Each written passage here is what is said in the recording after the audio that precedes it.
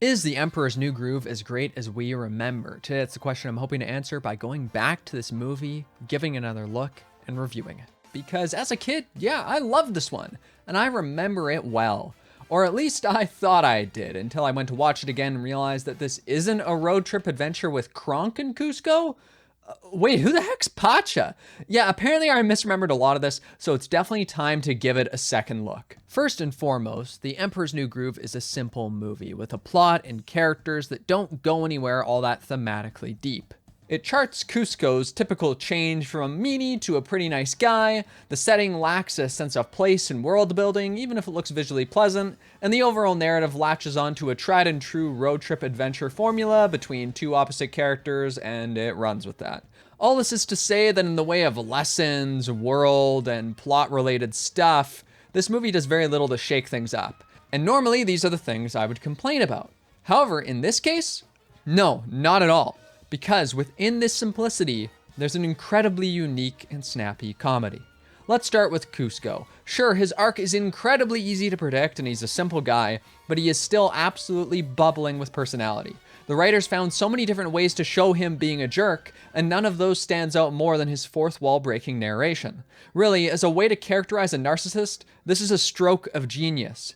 Even as it becomes increasingly obvious that he is the villain, he's constantly vying for the viewer's support and attention, even putting the brakes on at certain points to remind us that this is his story. It gives him this dominating energy over the film, until the point where he starts to change and his narration mostly fades into the background. Instead of interrupting and cutting off others, now we're able to simply see things as they truly are, and it really helps sell his change of heart in a creative way. In fact, the very framework of this movie is built around getting as much personality out of our central character as possible. But this isn't the only way that they manage to handle a mean protagonist correctly. They also get the basics right, like managing to make his cruelty funny rather than uncomfortable, which can be a deceptively difficult thing to get right. Plus, pairing him being a bad guy for the majority of the film with its focus on slapstick comedy was a great idea. After all, if he were nicer, it might feel kinda mean-spirited for him to get punished so hard and slapped around. Here though, nah, it feels deserved, and it's a joy to watch these expressively animated moments of pure silly physical comedy. On top of that, I'm so happy that he doesn't have some tragic backstory to justify his actions, and that this isn't somehow at the heart of his change. As far as we see, he's just a jerk because he's a jerk, and he only changes because of the main adventure of the film. There aren't any excuses given for his actions. As someone who didn't remember this movie all that well, I kept waiting for the hammer to drop, for the moment where it would be revealed that Kuzco had some sort of sad life and we should feel sorry for him. And man, was I glad that never happened. Speaking of forgetting things about the movie though, it's funny that I forgot Pacha because he's really the glue that holds this movie together. See, he takes on the more traditional hero role. You know, the guy we can all root for and get behind. Whenever the film threatens to lose its emotional core, we come back to surprisingly solemn and heartfelt moments with Pacha as he grapples with losing his home, with trying to be a good person even when doing the wrong thing would only improve his and his family's life. Even if an audience member never came around to Kuzco, there's at least Pacha, who at a point basically feels like he's on even footing with Kuzco as the film's secondary protagonist. Then there's that simplicity of the road trip structure and the world that I mentioned. These two things work wonderfully to bolster the film's comedy. See, a lot of these funny scenes almost feel like comedic vignettes. They're kind of tangential, like the movie's almost going off and just doing silly things because it has the space to do so. These sorts of things could feel out of place or distracting if this were a more complex story. Here though, when the story's trajectory is so easy to comprehend,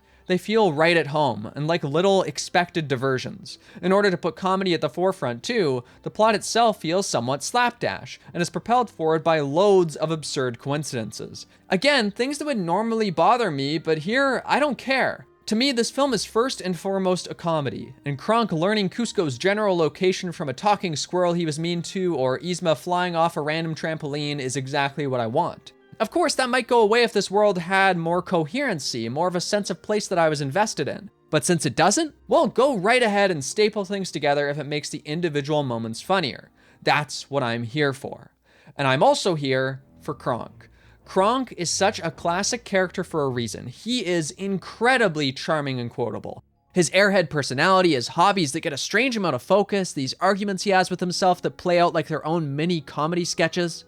It all comes together to make a perfect, absurd character, and he's to thank for so much of this movie's longevity. There's a reason why I remembered him so well and thought the story revolved around him far more than it actually does. That's not to say that he needed more focus though. Nah, he works wonderfully as the spice, as that unknown element that adds consistent comedy, unpredictability, energy, and fun to an already fun film. He just brings in so much personality. But he's not the only source of that personality. We can thank the animation for that. It's actually amazing. I'm not sure why that's so surprising to me, but I just don't really remember this movie being a powerhouse from a presentation standpoint. It is though. The character animation is all so good. Everyone moves in a different way that tells us so much about who they are, the way they carry themselves, the squash and stretch and all those principles of animation, they are put to wonderful use here. It's one of those things that's hard to describe in words, but just watching them move. The care that was put into these characters is abundantly clear,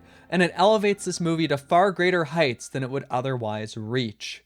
And that's really what it comes down to. As I'm watching this movie, I can feel the love that people put into it. I can feel that creativity and the willingness to do something weird and different, even within this more typical structure. It feels like it was very carefully created with a lot of consideration, while still allowing it to be strange and wacky and weird when it needed to be. So all that is to say that yes, I think this movie is as great as we remember. Not only did its most quotable moments hold up remarkably well, but it had more heart, more personality, and far better animation than I recalled. This absolutely deserves to be an animation classic, and it might just be one of the greatest comedies I've ever seen.